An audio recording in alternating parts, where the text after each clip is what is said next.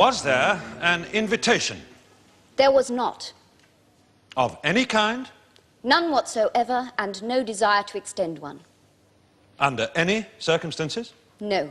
I made my intentions perfectly clear from the word go. What was your intention? To get out of his company as quickly as possible. The case you're about to see is fictional, but the procedure is authentic. The characters are played by actors, but the jury is selected from members of the public. Lucy Brennan has accused Edward Morrison of indecently assaulting her at her home following dinner at a restaurant earlier that evening. Lucy Brennan is partway through her evidence. Did you make your intentions known to the accused? On several occasions. Verbally? Yes, and physically. Physically? Yes. I was trapped. I hit him across the face. And what was the effect of your action? A punch in the face. The accused struck you? In the mouth, yes. And how did you react? Not very effectively. There wasn't much space to move. Are you aware of doing anything which might account for the behavior of the accused? Well, I made him a cup of coffee. Yes. But it became clear by the tone of his conversation that that wasn't the only service that I was expected to provide. Are you conscious of encouraging him in that belief? On the contrary, I was very conscious of discouraging him throughout the entire evening. We were supposed to part outside the restaurant. Did you tell the accused that? I gave up trying to enter a one-way conversation. I came to the conclusion that my real mistake had been accepting the invitation in the first place the night before. Why did you accept it? I imagine it was the champagne. You'd been drinking. There was a champagne reception. I expect that's why he took on such a rosy aspect. I found him offensive and self-opinionated when we met again the following evening. Offensive? He said I was wasting my time doing a degree course, that I was far too decorative to be an academic, and that the very least of my assets was my intellect. Yes, I find that offensive. Was that your sole objection? No. He insisted that women enjoyed being treated as sex objects. I attempted to contradict him, and the whole evening culminated in him telling the head waiter that I looked better with my clothes off. How long had you known the accused? 24 hours. And you allege that on an acquaintance of 24 hours, the accused invited himself into your house. He took it upon himself, yes. And there indecently assaulted you. Yes. Will you tell us exactly how you first met the accused? I was talking to someone after the contest, and he came over and forced his way into the conversation. The contest? A local beauty contest. Fulchester Football Club. I just won it. Will you clarify your reasons for entering the contest? I needed the money. Will you remind the court of your occupation? I'm a student of French language and literature in my final year. Miss Brennan, are you not able to subsist on your grant? We hear a great deal of complaints about the paucity of the allowance, but I must say that I myself have always found that it erred on the side of generosity. That may well be so, Your Honour, but I don't have a grant. I support myself. A mature student, Your Honour. How very refreshing.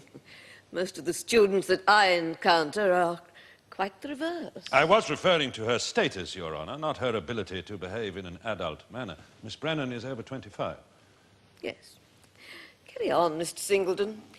Age has no real bearing in this matter. No, Your Honour.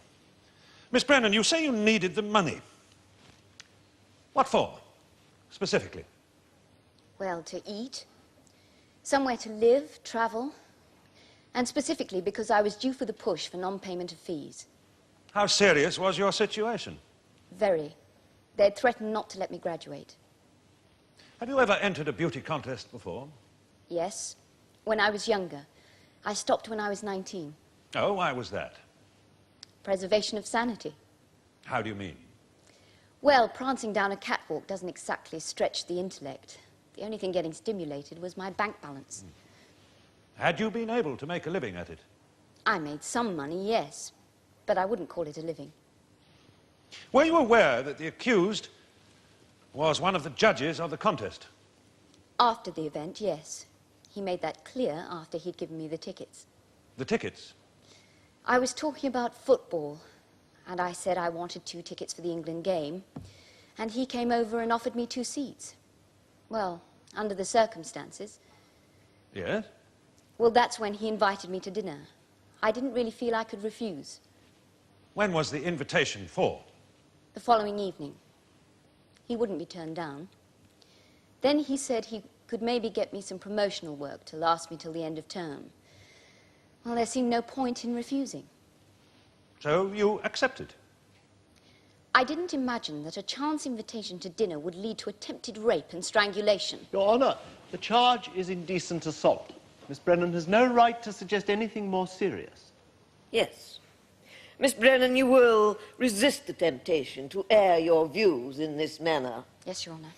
Carry on, Mr. Singleton. Miss Brennan, how exactly did the accused manage to be in your house? Well, after we left the restaurant, I insisted on a cab, and he hailed one for me. I assumed we'd part company there and then. It was my intention that we should, but he leapt in behind me. Did he give any reason? He said it was good manners to see a lady to her doorstep. I see. So, when you arrived at your house? He paid the driver, leapt out, and followed me up the steps. And at the top of the steps? That's when he invited himself in. How? Oh, the usual, you know. Any coffee going, I could do with a cup to sober up. So I agreed to let him in. And what happened then? I left him sitting in the lounge and went to make the coffee. Fliss was out with the dog. Fliss? Felicity Coleman. We share the house. Well, the dog was gone, so I knew she'd be out walking. So, you were making coffee? And dragging the whole business out until it was quite ridiculous. Conversation was non-existent. Then suddenly, the place is plunged into half-light, and 50 great love songs come filtering through from the lounge. From your gramophone? Yes, And how did you react to this development? with panic. Why was that? Well, when a man starts spraying on cologne while you're in the kitchen, it's difficult not to jump to some conclusions. I just kept pouring coffee and making conversation. And then, what happened? He got up to change a record. We were discussing my career prospects. And then he came over and sat down next to me. He put his arm around me, and I tried to move away. And then he put his other hand to my neck. And then, what? Then he leaned over and bit my ear. The accused bit your ear. Not violently. I expect he thought I would respond. And did you? Not in the way he expected. I tried to get up. And what happened? He put his hand down the cleavage of my dress and undid the top button. Did you ask him to desist? Well, not in so many words. I mean, it's very difficult. And I didn't want to appear to be overreacting. Now, what happened next? Can you remember the exact sequence of events? He asked if he could stay the night. And I said I didn't think that would be a very good idea. Then he said, what about half an hour? And I said no, that he should go now. Then he said he was expecting to stay a bit longer. At that point, I tried to get up. His presumption amazed me. Then he said, is this all the thanks I get? And I felt his hand round my neck, tight. And I felt as though I was choking. Were you in pain? I thought I'd be strangled. I couldn't breathe. And he dragged me to the floor. And what did you do? I hit him in the face. Then he punched me in the mouth and cracked my bottom lip. Then he said I'd be silly to start fighting. Then my mouth started bleeding and he tore some more buttons off my dress. Now, did you attempt to fight back?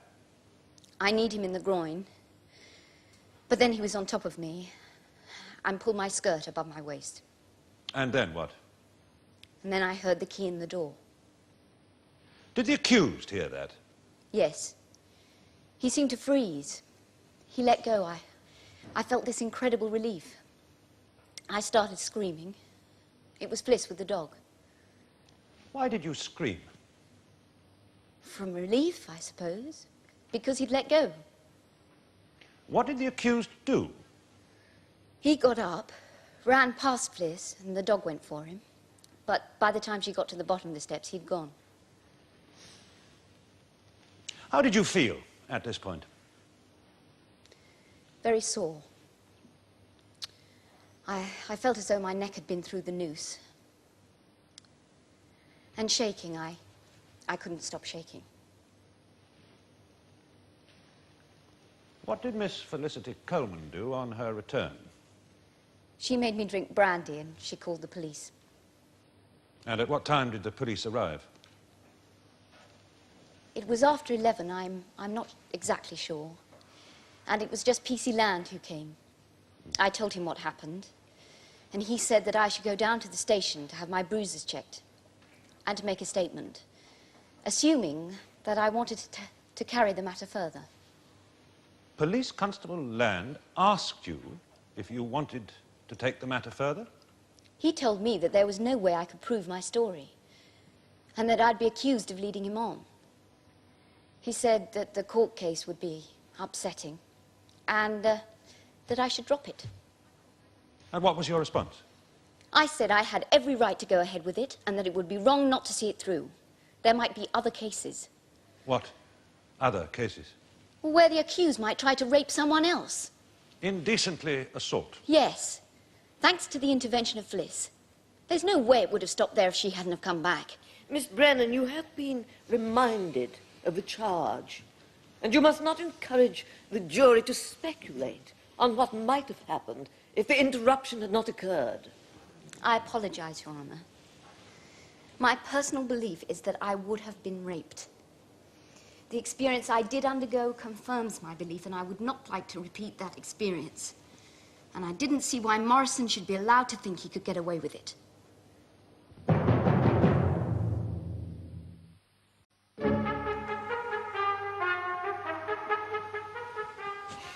Are you a feminist, Miss Brennan?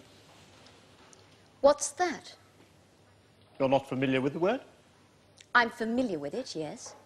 You're not aware of its meaning, then? I'm not aware of what you mean by it. Do you like men, Miss Brennan? In what way? As a species, shall we say? I don't know what you mean by species. What are you trying to ascertain by this line of questioning, Mr. Lytton? I am trying to ascertain the complainant's motives for pursuing this case, Your Honor. I'm within my rights to do so.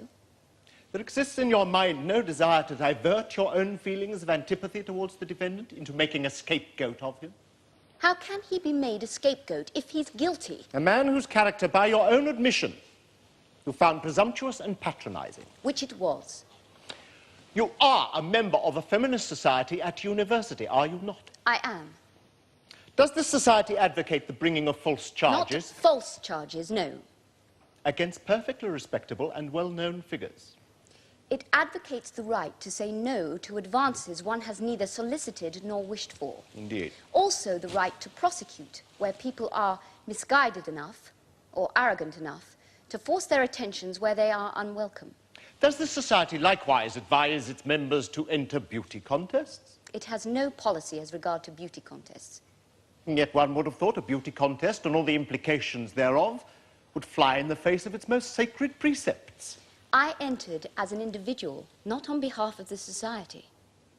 I think I'm right in saying that in the past, feminist societies have gone so far as to disrupt beauty contests. I believe so, yes. In the belief, correct me if I'm wrong, that such displays of female flesh were degrading, humiliating, pandering to the belief that woman is basically a commodity. Is that not the case? Really, Mr. Lytton, isn't this getting rather remote? What is the purpose of these questions? Your Honour, I'm trying to ascertain how far Miss Brennan subscribes to the beliefs I've outlined. For what purpose? To clarify how she views her own role as a participant in such contests, as a woman of principle. And what has Miss Brennan's principles got to do with it? Your Honour, in showing how willfully she chooses to disregard her principles when the mood strikes her, I'm trying to show how unreliable and inconsistent she is in her general behaviour. For what reason? I merely question whether the evidence of such a person is to be believed. Very well. Continue. Thank you, Your Honor. Miss Brennan, let us return to one of the beliefs of your feminist society. Beauty contests portray women as saleable commodities. Is that not the case? I believe so. And yet you clearly had no scruples about portraying yourself. I did have scruples. But you were able to overcome them. I needed the money. I see. Your need was greater than your scruples. I suppose so, yes. You must have been very sure of winning. I was hopeful and I took a chance. What sort of person enters a beauty contest, Miss Brennan? One whose looks and statistics generally conform to the popular notion of the word beauty, I imagine. And presumably one who was not impeded by the type of delicacy you claim to have felt. I don't know. I didn't discuss it. With the other competitors, you mean? Yes. Why was that? I didn't discuss very much, if you must know. I'm not particularly riveted by heated rollers and nail varnish, and they seem to be the only topics able to produce a response. The fact was, Miss Brennan, you didn't hit it off with the other competitors, did you? There was a strong feeling of resentment against you, was there not? I believe there was, yes. Because you were an outsider? I imagine so. And because you were not a professional model like the other competitors? That too. Was there another reason, perhaps? What other reason? The feeling that perhaps there existed some display of favoritism on the part of some of the judges towards you. If the judges don't display favoritism to someone, how are they supposed to choose a winner? I mean outside the actual contest, Miss Brennan. I wasn't aware of any favoritism, no. Not even on the part of Mr. Morrison, perhaps? I never even set eyes on him till after the contest. You didn't know that he was one of the judges? I didn't know any of the judges, full stop. You fell into conversation with him and he invited you out to dinner. He happened to overhear a conversation I was having with someone else. That was extremely fortuitous. Not in the event, it wasn't. He happened to overhear you say you needed a couple of tickets for the England match. He happened to have a pair about him, which he was able to let you have. Yes. Men often come up and offer you tickets for football matches? Regretfully, no. So, you were naturally delighted to find yourself in possession of 2 very good seats for the match, courtesy of Mr. Morrison. Did he ask you to pay for them? He refused payment. Possibly he felt he might be compensated in some other way. Your Honor, the defense has no justification for that inference. I quite agree. How can Miss Brennan possibly be expected to know what expectations the defendant had? Continue, Mr. Lytton. Your Honor. Miss Brennan, you accepted the invitation for dinner on the following evening. Yes. What was your motive for doing so? Motive? Yes. What motivated you to accept him? He just seemed to be very pleasant. We got on. You had no idea at this stage of asking him if he could put you in touch with a few contacts of his? Friends who might be able to throw a few modelling jobs your way? I never asked him for help of that sort. And yet I understand Mr. Morrison had been able to fix up for you to meet a local promotions firm. He mentioned it. And there was the promise of more in the offing. Not to my knowledge. He only mentioned one contract. Even if there'd been more work, I wouldn't have accepted it. Why was that?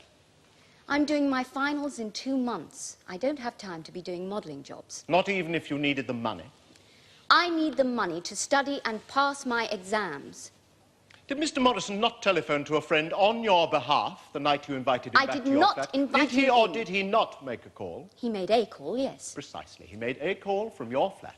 I have no way of knowing if he made a call or not. He picked up the receiver and dialed a number. The fact remains, though, that at approximately 10:15 p.m. on Saturday, April the 17th, you and Mr. Morrison were back at your flat, listening to soft music, drinking coffee. I've already explained how that happened. And you claim you didn't find him as fascinating as you had done the previous evening. I never found him fascinating. I thought he was quite interesting at one point. And later? I found him arrogant and presumptuous and ignorant on all matters not relating to football, money and women. Indeed. Actually, he didn't know very much about women either. He just thought he did. Was it at this point you planned your act of revenge? What revenge? You decided, in effect, that the defendant should be taught a lesson. The only thing I decided was never to see him again. Oh, and yet within the space of half an hour, there you were, relaxing together to the sound of 50 greatest love songs, drinking coffee. The music was his idea, and I had no choice about the coffee, seeing as he'd invited himself in. Presumably you could have declined to allow him in. That's easier said than done. If your feelings were so averse to him, would you not have been perfectly justified in slamming the door in his face? I don't think so. If indeed aversion was what you felt. I had no idea at the time that he was going to try and rape me. You can't make that kind of assumption. You have to take people at face value. Did you take Mr. Morrison at face value? I thought he was genuine, yes. What else should I think? I suggest to you, Miss Brennan, that he was perfectly genuine. Well, his behaviour would suggest otherwise.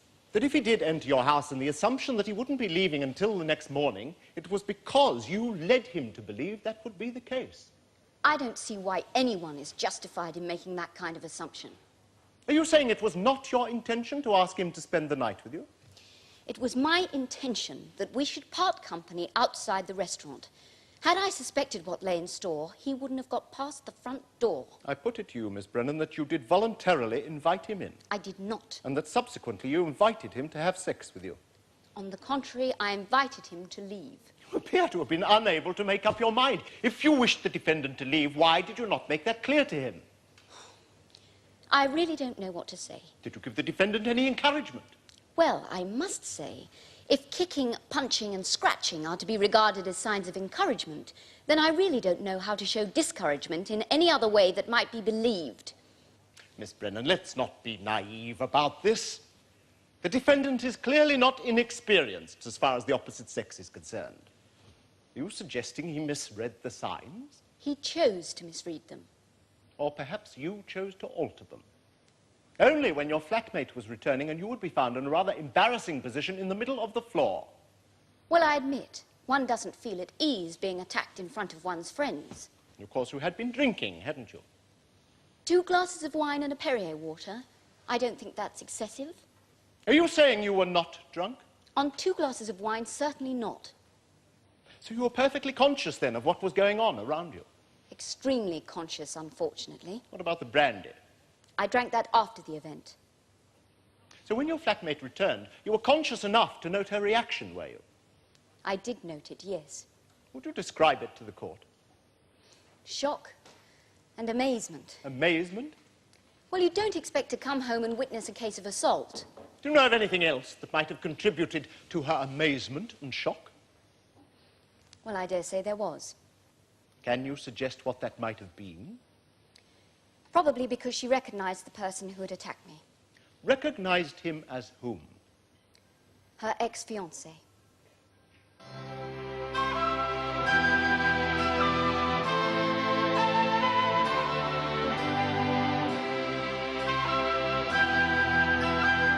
The case of Brennan versus Morrison will continue tomorrow in the Crown Court.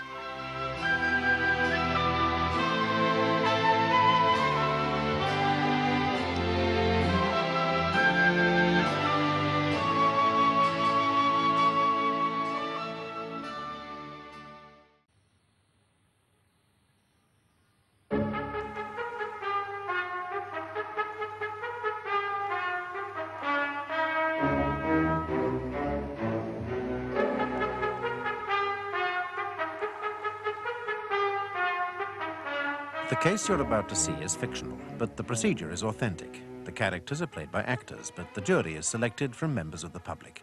Yesterday, Lucy Brennan described how the accused, Edward Morrison, indecently assaulted her in her house.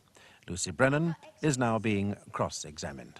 You were not aware, then, that Miss Coleman had at one time been engaged to be married to Mr. Morrison? I wasn't previously aware, no. You are now, I imagine. Fliss told me about it. If you and Miss Coleman are such good friends, how could it be that you were ignorant of her previous relationship with Mr. Morrison? She was engaged to him 4 years ago. I've only known her for 18 months. Surely she must have mentioned something to you. Matter of such significance to her, presumably traumatic. As you say, traumatic. Not a subject for small talk. We didn't discuss it. But presumably you discussed your forthcoming dinner engagement with Miss Coleman. I mentioned it, yes. Well, surely the defendant's name was mentioned at some point. I said his name was Ted. And she didn't put 2 and 2 together. She knew him as Edward. Didn't it occur to her to make the connection? There must be more than one Ted. But only one to her, Miss Brennan. Mr. Lytton, are you suggesting that the complainant knew in advance about the relationship between her flatmate and the accused? I am trying to ascertain that, Your Honor. For what purpose? To establish the background to the alleged assault. Yes. Oh, I can quite understand, Miss Brennan, how you didn't link Mr. Morrison with the man who allegedly had rejected your friend, but did Miss Coleman never mention her ex-fiancé's profession to you? She did say he was involved in promotions of some sort. And when you were introduced to him, did it not strike you as rather a coincidence? Your Honor, there was absolutely no reason for me to link him with Felicity. He was a chance acquaintance. And to be frank, he seemed so fond of himself, it didn't occur to me that there'd be room for a fiancé as well. Yes, I see. Well, continue, Mr. Lytton. Thank you, Your Honor. What were the circumstances, as you understand them, of the breakup of Miss Coleman and Mr. Morrison? He locked her out of her flat and cleared off with some other woman. This is Miss Coleman's version of events, is it? Yes. Are you saying, then, that had you been in possession of these so-called facts about the defendant's past before you accepted the dinner engagement, you would have declined the invitation? I certainly would. Why did you decide to let the matter go to court, Miss Brennan? I've already explained all that. I didn't see why he should get away with it. Wasn't it, in fact, a tailor-made situation? To serve Miss Coleman's thirst for some kind of petty revenge, and your own. What was I supposed to be revenging? The trauma your friend had allegedly suffered. I knew nothing about the business with Fliss while he was ripping my dress to pieces. If that was the case, you certainly put the information to good use afterwards. It is not against the law to prosecute someone for indecent assault. But there can be no question of indecency when both parties consent. But both parties didn't consent, did they? I suggest to you, Miss Brennan, that they did.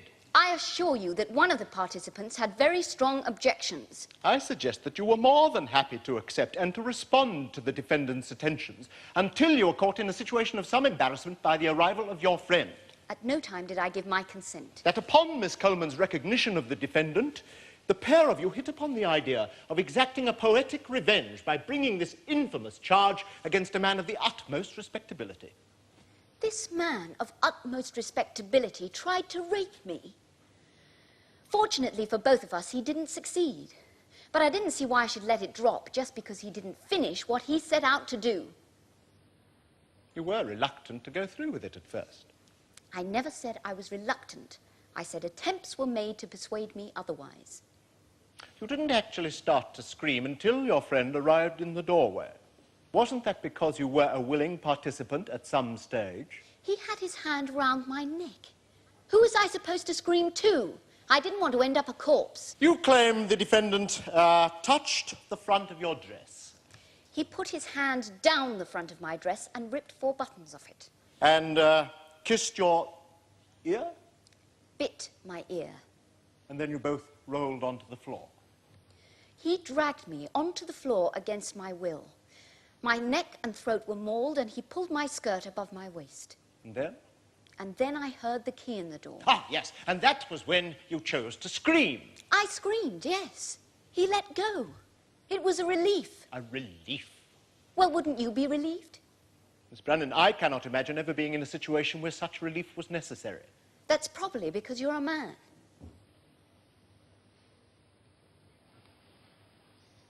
Police Constable Land, would you describe to the court what happened on the night of April the 17th? I was on foot patrol in the region of Bailey's Common. I received a call instructing me to go to number 19, Albiston Drive. I arrived at 11:02. The door was opened by someone I now know to be Miss Coleman. The person I now know to be Miss Brennan was resting in a chair. She seemed to be in a state of shock. Miss Coleman had given her brandy to calm her down. When Miss Brennan felt collected enough, she was able to tell me what had happened. She drew my attention to the bruising on her neck, to her lip which was bleeding, and to the dress which had been torn in the alleged attack. Was Miss Brennan wearing the dress at the time? No, she was not. It wasn't in a condition to be worn. Exhibit 3, Your Honor.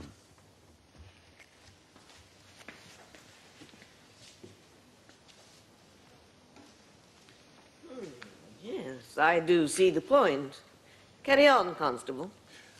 I invited Miss Brennan to accompany me to the station to make a statement and to have her injuries examined. Did she agree to this? She did. Did you at any time discourage Miss Brennan from taking the matter any further? In what way, Your Honour? Well, for instance, did you advise her that her allegations might not be believed? Your Honour, I would not go so far as to make that sort of a statement. Did you suggest that she might have encouraged the defendant in some way?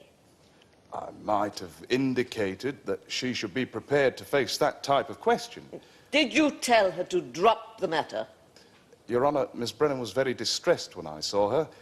I advised her that in court she would be obliged to repeat the details of her experience. I suggested she might find it traumatic and that... And so you advised her to forget the whole thing? I asked her if she realised what was involved if the matter went further. Yes, I see. Any further questions, Mr. Singleton? Just one, Your Honour, yes. Constable, as far as you could tell, did Miss Brennan appear to be inebriated? As far as I could tell, no, she did not. She was very upset. She had been crying, but there was nothing at all to suggest inebriation. Thank you, Constable. Please, Constable Land, you arrived at the house at 11:02. That is correct. Did you observe any signs of a struggle? In the house, you mean? Yes. I observed no such signs. Nothing consistent with the story that a fierce struggle had taken place.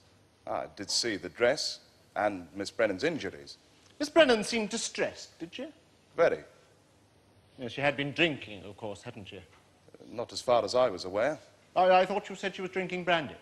There was an empty brandy glass beside the chair. Which she claimed she'd been given by Miss Coleman. Yes, in order to calm her down. Did you actually see Miss Coleman give her the brandy? I did not. That was before I arrived.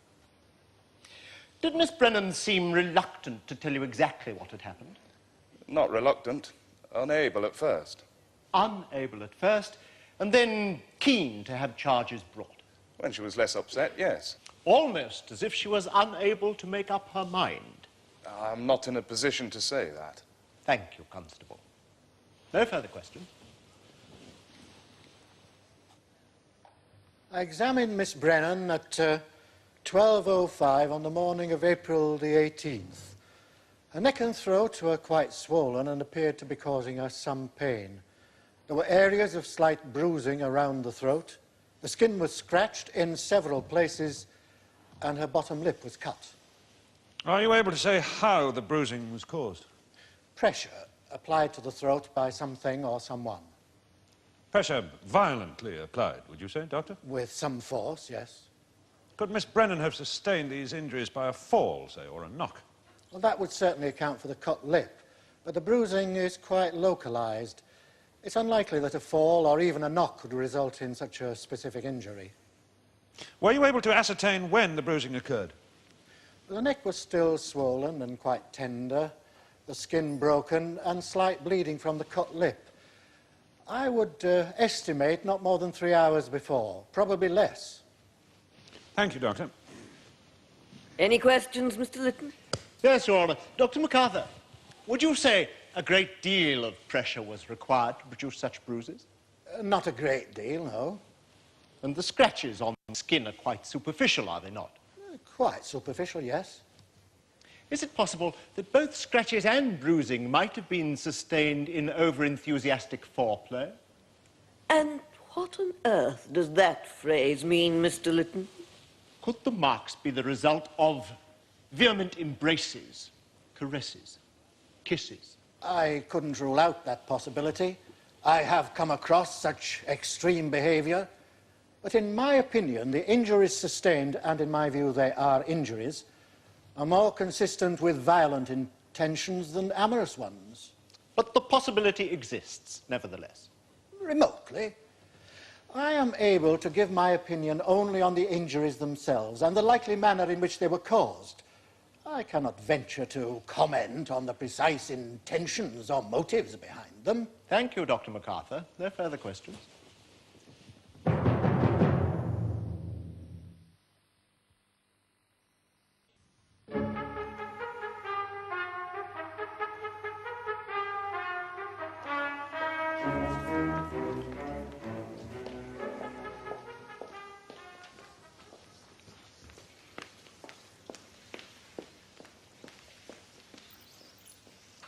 your religion?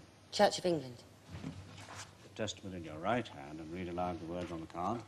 I swear by Almighty God, the evidence I give shall be the truth, the whole truth, and nothing but the truth.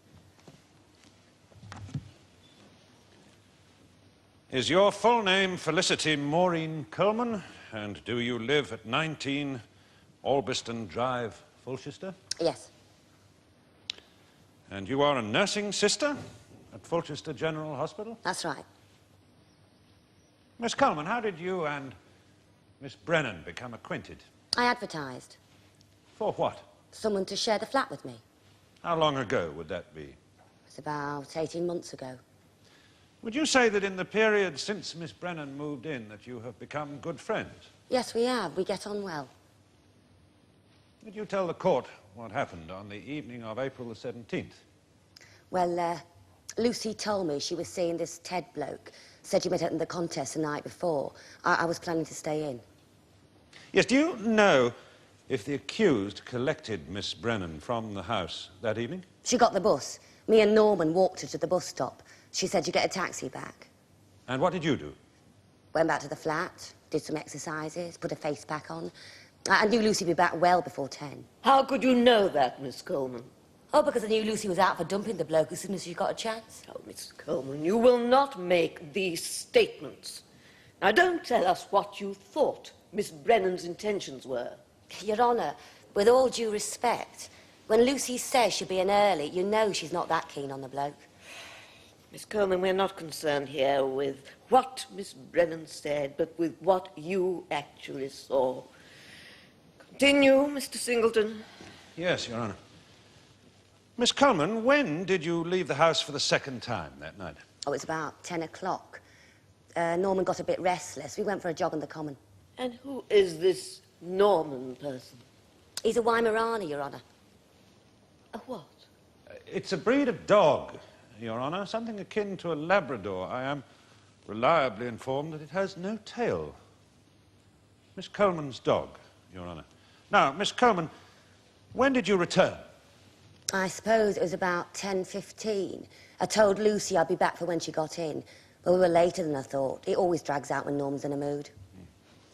Now, when you arrived outside the house, did you realise there was anyone in? But we always leave a light on. I left them on when I went out, so I didn't notice anything unusual in that. And then what happened next? I opened the door. The lights were down. That I did notice. Anyway, this guy suddenly leapt up off the floor. Could you see Miss Brennan? Yes. She was on the floor, screaming. Her dress was ripped, pulled up halfway round her waist. And then what happened? The guy made a break for it. It was all over in a couple of seconds. He ran down the stairs and Norman went after him. The dog followed the accused down the stairs? Yeah, well, Lucy had been attacked, hadn't she? The dog had a go at him. Did you attempt to call it off? I thought I'd better. And did Miss Brennan then tell you what had happened? Not immediately, no. She was too upset. What sort of a state was she in? Oh, pretty bad. Half strangled to death, not to mention the state of her clothes. So what did you do? Gave her a brandy, made her change her dress, tried to get her thinking straight. And how long did that take? Oh, it was about 20 minutes. I wasn't counting. I needed to know what had happened. Was she in a fit state to tell you? Eventually. And I said, first thing we have to do is report it. So I called the police. Lucy started crying again. Then the police constable arrived. That would be Police Constable Land. That's right. Well, he wasn't much help. Oh, how do you mean? Well, I thought he overstepped the mark a bit, actually. Trying to put Lucy off going to court. Asking her if she'd led him on. Well, never mind what Constable Land said. But that's what he was suggesting. Advising her not to go through with it. Well, she didn't need advising. She felt, well, we both felt the same. A bloke gets away with it once, he'll try again. Are you referring to the accused? Well, not exclusively. I was just narked by this PC Land. Why was that? What advice he was giving us.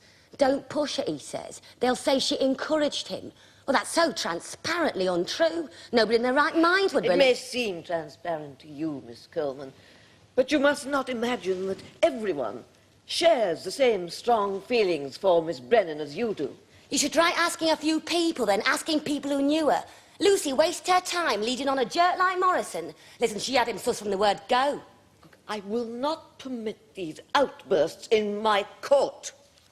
You will endeavour to express yourself in a rational and a collected manner. Now, please continue, Mr. Singleton. Yes, Your Honour.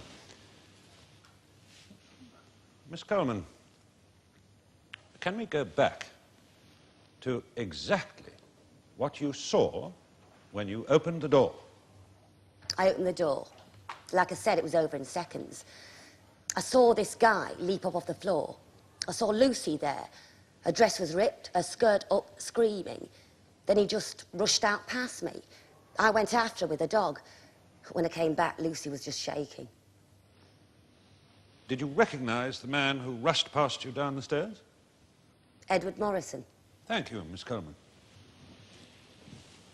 Miss Coleman, ever since you were abandoned by the defendant in a most humiliating manner, you have longed for an opportunity to avenge yourself, have you not? No. No? You were not affected by his sudden transfer of affections? I was affected. Oh, you were? I tried to commit suicide, actually. You tried? Couldn't go through with it. When you opened the door at approximately 10:15 p.m. on April the 17th, where was Miss Brennan? On the floor. Doing what? Fastening her dress. What little there was left of it to fasten. And screaming, I think you said? Yes. Which you were able to hear before you opened the door. No, I wasn't. You heard nothing as you came up the stairs? No, I didn't. So, in fact, you heard nothing as you came up the stairs. Nothing when you opened the door. But when you appeared in the doorway, your friend apparently found the presence of mind to start screaming. Well, I didn't get that impression. The opening of the door and hearing the screams were simultaneous. Or well-timed, perhaps. And then you say the defendant rushed past you and down the stairs? That's right. Were you able to stop him? Well, I didn't get much chance. How do you mean? Well, he didn't exactly hang about. And it was at this point, as he rushed past you to leave the room, that you recognized him as your ex-fiancé. Well, I thought he looked familiar, yeah. And promptly set your dog on him. He just tried to rape Lucy. Or so you deduced. Well, people don't scream for nothing, do they? Don't they? Well, it doesn't take a genius to work that one out. Anyway, Norman just went for him. You were a long time in calling him off. I thought he deserved all he got, if you must know. How could you possibly think that? You had no way of knowing what occurred before you arrived back at the house. Well, what I did see was a bloke jump off the floor, belt out the room, and Lucy with her dress in tatters screaming. So what am I supposed to think? We are not concerned here with what you thought, but with what you actually saw. And as you saw nothing until you opened the door, you must not encourage the jury to speculate on what occurred before the event. No, Your Honour. Are you aware that your dog inflicted some rather painful bruising to the defendant's legs? I wasn't aware, no. Did you not hear him cry out? He did, yeah. But since I didn't actually see Norman biting his leg, I wouldn't care to speculate about what he did. At what point did you and your friend hit upon the idea of compromising Mr. Morrison by alleging indecent assault? I'm not interested in compromising anyone. Did you tell Miss Brennan who her alleged assailant was? Well, I couldn't very well not, could I, under the circumstances? You mean she hadn't been aware before the event? Would she have gone out with him if she had? Had she not perhaps formed some preconceived notion of revenge on your behalf? She had no idea who he was when I told her she was appalled. Was she? Well, what else should she be? I suggest she might have been delighted. Delighted at the opportunity so neatly presented of striking a blow on your behalf against your ex-lover. Then why would she ask me if I minded her going ahead with the charges? She felt it was a very delicate situation. So delicate, in fact, that you both rushed headlong into making a series of false accusations. We did nothing of the kind. You were intent, were you not, on discrediting someone you both had reason to dislike? Lucy had nothing against him. On the contrary, she's already described to the court how deeply he offended her allegedly refined sensibilities. We both have far better things to do with our time than scheme up ways to discredit him. He needs no assistance for that. You, of course, have a deep-seated grudge against him. Not deep enough to make me go to all this trouble. A grudge, nevertheless. Any further questions, Mr. Singleton? One or two, Your Honour. Miss Coleman, may I ask you to clarify the circumstances of your parting from the accused? We were engaged. We lived in a flat in Pembroke Grove. He was seeing a couple of other women. During the period that he was engaged to you? Oh, yeah. But there was nothing unusual in that. I knew what went on. Anyway, that wasn't the reason for what happened. You see, well, I came back in one night, and he was on his way out with some bird. Said it was a business arrangement. Well, I said I was under no illusions of what sort of arrangement it was. Yes, but what exactly terminated the relationship? He did. I went to stay with some friends. When I came back to the flat, I couldn't get in. Locks had all been changed. All my earthly possessions were in that place. So what did you do? Nothing much I could do. I went round to my mother, found the flat had been cleared of all my stuff, everything done with her, plus a note from him saying it was all off. You mean the engagement was off? Everything. The lot. Finished. Your Honour, this account has very little relevance to the facts of the case. Mr. Lytton, it appears to me that it was you who first brought up the question of Miss Coleman's relationship. Mr. Singleton is quite within his rights to clarify the details of a matter which you have already touched on. We can hardly expect Miss Coleman to be objective about her position, Your Honour. We can, I think, expect her to be as objective about her position as Mr. Morrison will be about his.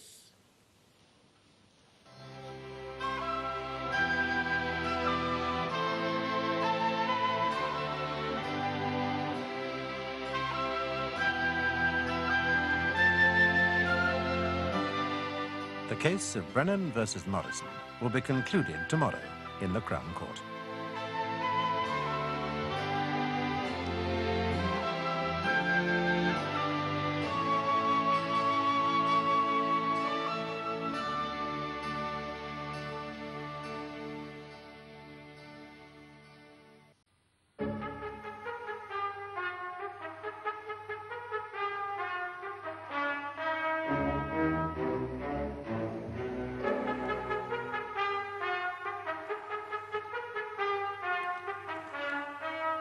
The case you're about to see is fictional, but the procedure is authentic. The characters are played by actors, but the jury is selected from members of the public.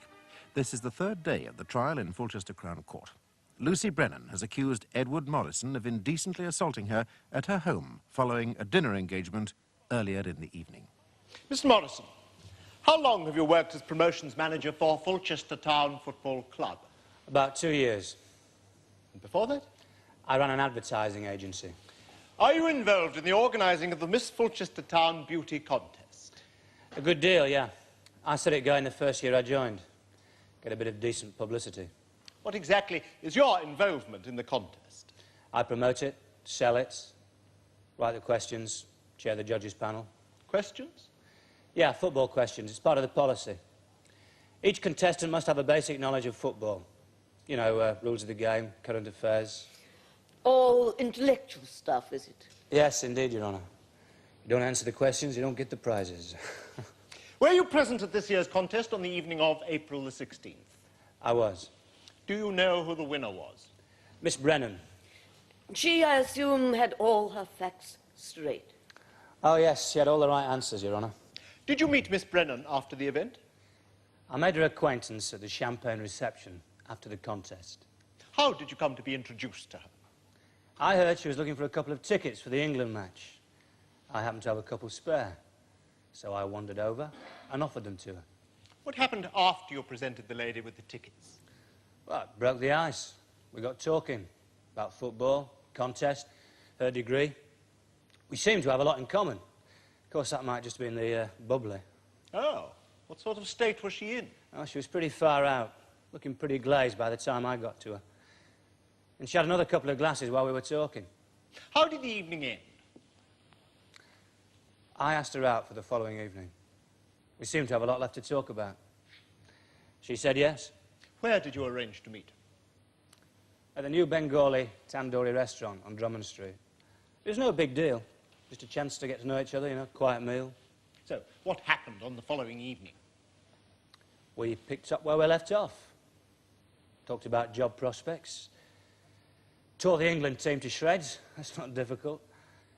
Oh, we discussed her financial situation. She discussed her finances with you? Yeah, well, the subject got onto grants, and she told me she was working her way through college. Said she'd done a few modelling jobs in the past. I said I might be able to line something up for her, you know. help her finish the course. Were you aware at any time that the complainant was not enjoying herself?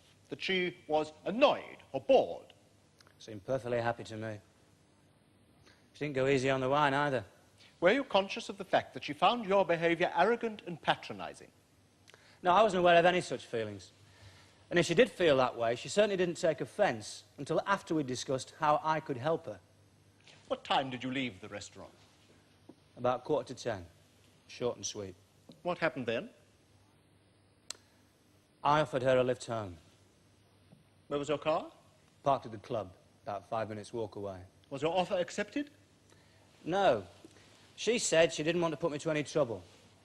Said she'd get a taxi.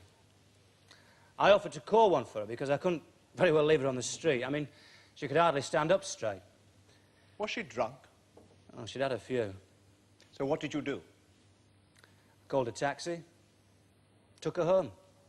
Otherwise, she wouldn't have made it on her own. Now, what happened when you reached the house? I paid the taxi off, and I showed her to her front door. Did she invite you inside? She asked me if I fancied some coffee, and I said I could use a cup. I wasn't feeling too stable myself. What happened when you got inside? She went into the kitchen to make the coffee. She asked me to put a record on. Was there anyone else in the flat at the time? She said a friend had gone out for the evening. I asked if I could make a phone call, you know, ring the bloke about the job we talked about over dinner. This was the modelling job you mentioned. Yeah, that's right. But there was no answer, so I said I'd ring again later. She came back in with a coffee. She was in a good mood. Yeah, she said I had good taste in music. Where did she sit? She sat on the other end of the settee. We started talking, then she moved closer. Let me get this clear. Miss Brennan came and sat down next to you. On the same item of furniture, yeah. Give or take a few cushions. And we started talking, then we moved closer together. Both of you? Oh, yeah, it was a two-way thing. So, there you were, sitting together, relaxed on the settee. What happened next? Well, she started asking the odd question, you know, like, did I have anyone to go home to? You know, did I have to get up early? You know, so, sort of thing. I mean, I knew what she was getting at. Perhaps she was hinting that you should leave. No, Your Honour, no. I can read the signs, and the signs were positive. Are you saying that you made advances to Miss Brennan? Well, you could put it that way. Well, how would you put it, Mr. Morrison? Well, I kissed her. Anything else? I undid the buttons of her dress. Did you put your hand down the front of her dress? No, I didn't think it was necessary at that point. Did Miss Brennan attempt to repel you? Did she ask you to stop? Quite the opposite. That is until the door bursts open and we realised we had a visitor, and then it's all outraged modesty. And screams enough to bring the roof down. Miss Brennan alleges you ripped the buttons off her dress. I did not. Did you do anything to the dress? I undid the buttons, yes, but with her consent. I don't go in for acts of vandalism. Did you pull the skirt of the dress up to Miss Brennan's waist? No, I did not. She alleges that you tore the dress. It wasn't torn when I left that room. Why did you leave the room? I didn't have much choice, did I? I mean, I knew there'd been a change of feelings. And when I saw who was backing her up, I knew what sort of chance I'd stand. Who are you referring to? Felicity Coleman. Your ex-fiancée. That's right. Were you aware that she was a friend of Miss Brennan's? No, hadn't seen her in 4 years. On what terms had you parted? Not good. Well, to be precise, fairly amicable. But Felicity took it into her head to follow up with a spate of threats and abusive letters. You received abusive letters from Miss Coleman? In person. Or do you still have any of these letters in your possession? No, Your Honour, I burnt them. What happened when you left the room? I ran down the stairs with the dog after me. You were running down the stairs. I was when I saw that dog was after me. What did it do? It attacked my leg. She set it on me, Felicity. Did she call it off? I had to kick it off. She was yelling it on. And then what happened when you'd released yourself? Left the house, got a taxi, went home, and tried to call Lucy. What for? Well, I wanted to find out what had happened, you know, get an explanation. And was she able to offer one? No, the phone was off the hook. I tried about 6 times. Eventually, I gave it up as a bad job. Had a couple of drinks, went to bed. where I was woken up at God knows what hour and charged with indecent assault. What was your reaction to the charge? Incredulity. I could not believe what was happening. At the very most, there'd been a change of heart. I knew who I had to blame for that police escort. Mr. Morrison, do you have many lady friends? Quite a few, yeah. What would you say to the suggestion that you misread Miss Brennan's intentions? No, there was no question of misreading anything. With all due respect to the little lady, there was nothing coy about her. Are you saying that she was a willing participant to everything that occurred? Oh, more than willing, yeah. I mean, look, to be frank, I wouldn't have asked her out if she hadn't have been. I had better things to do with my evenings. Was that, in fact, the purpose of your evening? No, not purpose, no. No, I wanted to get to know her, you know, have a nice evening with her. But I didn't rule out the possibility of spending the night with her. She wasn't shy about it. I knew that as soon as I saw her out there on the catwalk. You knew that? Oh, yeah, she had the look, the walk, the manner, you know. She had that way of giving you the come on without actually saying anything. You know, judges like that. Find it very flattering. Needless to say, she won. And she was just like that after the contest. Over everyone. Over everyone? Could have been anybody's. Is it possible that you could have been mistaken in Miss Brennan's character, in her attitude, her intentions? No, it's what I'm trying to say. I mean, she's no better or worse than the rest of the women on the circuit around here. It's just now she pretends she is. Do you make generalizations about all the contestants in this type of event? Oh, what I'm trying to say, Your Honour, is that in my experience, the morals of the women on the circuit around here are just about zilch. Nil. What was there to suggest that the young lady you met and took out for dinner that evening was any different? Nothing. One final question, Mr. Morrison. Have you any previous convictions? No, none. Thank you, Mr. Morrison.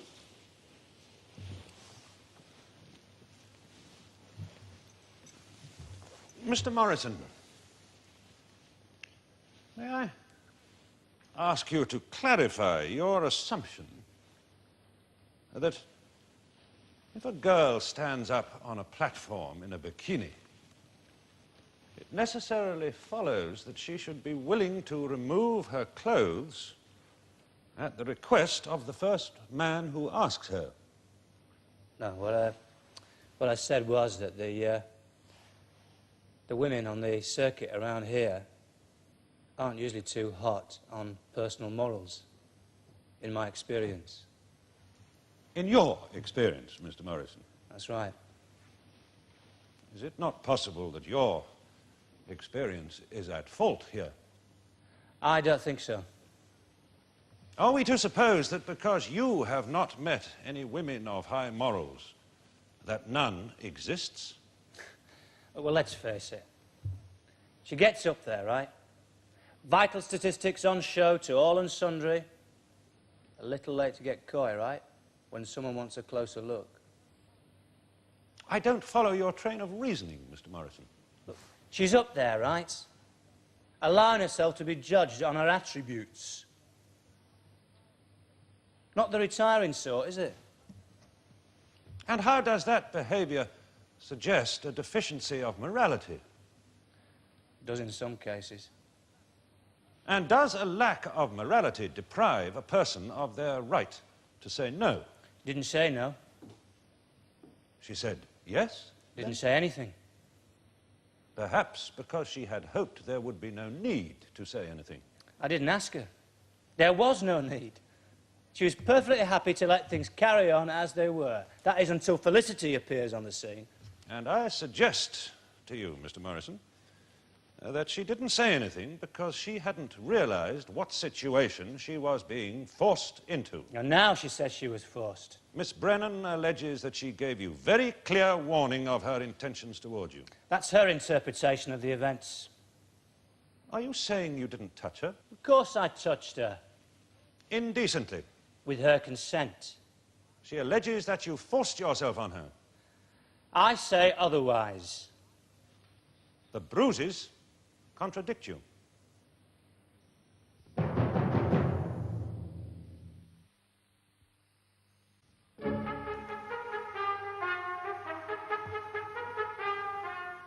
That's ridiculous. Are you able to offer some explanation? Love bites. I beg your pardon. I said love bites. Do you assert that these marks are love bites? Well, we did get carried away a bit, you know. Oh, that's something of an understatement in view of the evidence of this photograph. Have you got anything to say, Mr. Morrison? No, Your Honour. I've already given my explanation to the court. Very well. Continue, Mr. Singleton. Mr. Morrison, were you not aware that your attentions were not reciprocated? Not only were they reciprocated, they were invited. Were they, Mr. Morrison? Was it not the case, in fact, that you accosted Miss Brennan as she was sitting on the settee? No. That you molested her? No, molest suggests an unwillingness to participate. And that despite her attempts to prevent you, you showed not the smallest inclination to desist? That you dragged her to the floor, pinned her there, and in so doing, caused bruising to her neck? Further, that you tore her dress, and had you not been prevented by the timely entrance of her flatmate, your attack might have had even graver consequences. Mr. Singleton, may I remind you once again that speculation of what might have happened is not relevant here. No, Your Honour. Mr. Morrison, you say you heard the door open and then turned to see Miss Coleman standing in the entrance. That's right. You immediately fled without a word, leaving Miss Brennan in a state of shock. She was hysterical. Why the guilty and precipitate departure? Couldn't you have stayed to explain? A little difficult to explain with a dog savaging your leg. Are you saying that the dog attacked you? Yes, I am. Are you sure that you didn't encourage it in some way by attempting to stroke it or pat it? No, I did not encourage it. And, of course, the very fact that you were there, alone, defenseless, as you very well know, might lead one to suggest that you were, in part, responsible for what happened to you, that you perhaps incited the dog to attack you. No, I did not incite. I did not encourage.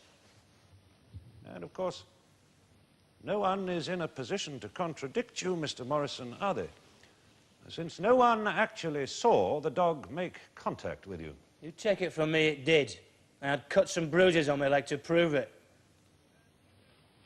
And did those cuts and bruises look like love bites too, Mr. Morrison? You reported them, of course? No, I didn't. Oh, why not?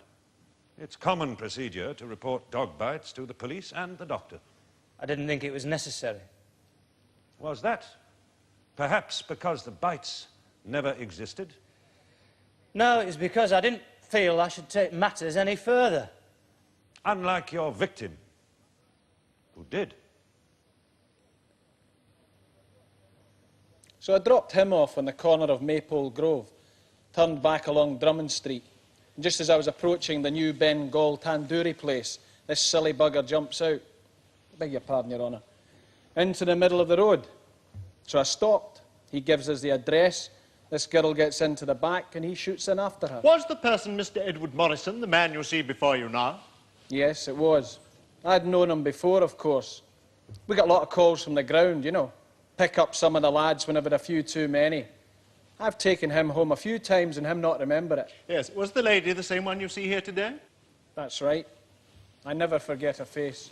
And on the evening of the 17th, did you notice any reluctance on her part to get into the taxi? Positive haste, in fact. Did Mr. Morrison or the lady speak to you during the journey? Only to give directions. And did you speak to them? That would have gone down well, wouldn't it? In what way? With them two going at it in the back there. Would you qualify going at it, please, Mr. Marks?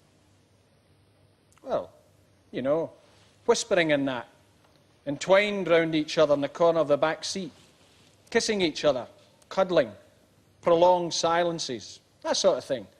Well, I've been around long enough to know that there's times when a bit of conversation won't be welcome. What happened when you arrived at 19 Alveston Drive? She gets out, the girl. He gets out, pays me, says good night, and they both go into the house. Who went in first, did you notice? She was up the steps first. He was still paying me. And after he had paid you and followed her up the steps, did you notice anything to suggest that his presence there was unwelcome? Not at all. She was waiting for him at the top of the steps. If he was unwelcome, she had time to shut the door. And did you see them go into the house together? No. As a matter of fact, I was still trying to find my tip. Thank you, Mr. Marks. Will you wait there, please? Mr. Marks, are you in the habit of watching what is going on in the back of your car when you should be paying attention to the road in front? Here, now listen. I'm an advanced motorist, me. The road is my first priority. Then how were you able to tell that they were going at it, as you put it? Well, through the back mirror, the odd glance. But you couldn't actually see anything, could you? Well, it's... If your eyes were on the road ahead and there was no light on in the back of your car? Yeah, but it doesn't take much imagination. But you see, we are not concerned with imagination here, Mr. Marks. It is the facts which interest us. And the fact is that you couldn't see what was going on in the back of your car. You simply conjecture. Yeah, but like I say, there was whisperings. From whom? Morrison or Miss Brennan? It was Mr. Morrison I could hear. And how is the fact that he was whispering conclusive to your theory? Followed by long silences. And what do you suggest was going on? Well, what usually goes on in long silences? But it is just possible, is it not, Mr. Marks, that there were long silences because Miss Brennan had absolutely nothing she wanted to say to Mr. Morrison. Well, it's possible, yes. But could you actually hear anything that was said between Morrison and Miss Brennan? What was the tenor of their conversation? Well, I didn't manage to catch anything specific. Did you manage to catch anything at all? Well, not exactly, no. Then, in that case, the greater part of your evidence is purely speculation. You heard nothing, and you saw even less. You simply jump to conclusions. Ladies and gentlemen of the jury, in these sort of cases, there are really only two people in a position to tell us what actually happened. And since in the present case, their versions of the event contradict each other so forcibly, clearly one of them is not telling the truth. I'm bound to tell you that the burden is on the prosecution to prove the guilt of the accused. Therefore, consider very carefully all the evidence available to you. You must be satisfied, so you're sure that the accused is guilty as charged. In other words, that his actual physical contact with the complainant was of an indecent nature and was carried out against her will. There is no evidence to suggest that Miss Brennan knew of her friend's former relationship with the accused before the alleged assault took place, and therefore that information can have no bearing on why or whether that assault may have occurred in the first place. Your concern is solely with the charge of indecent assault. Will you now retire and elect yourself a foreman to speak for you and consider your verdict? All stand.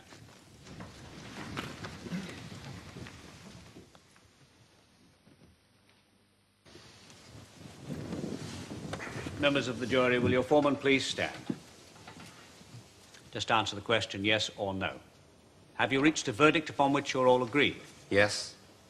On the charge of indecent assault, do you find the accused guilty or not guilty? Not guilty. And is that the verdict of you all? It is. Mr. Morrison, you are free to go. Your costs will be reimbursed out of public funds. All stand.